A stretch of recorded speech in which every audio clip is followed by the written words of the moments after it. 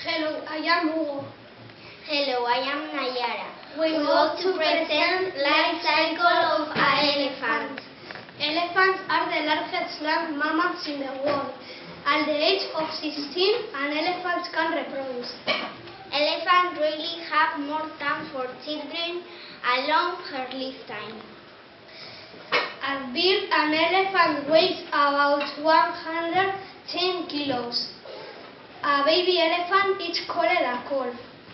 Elephants have the longest pregnancy of all the animals.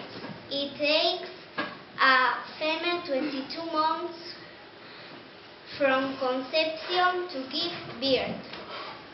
Adult elephants weigh between 2,200 and 6,000 kilos.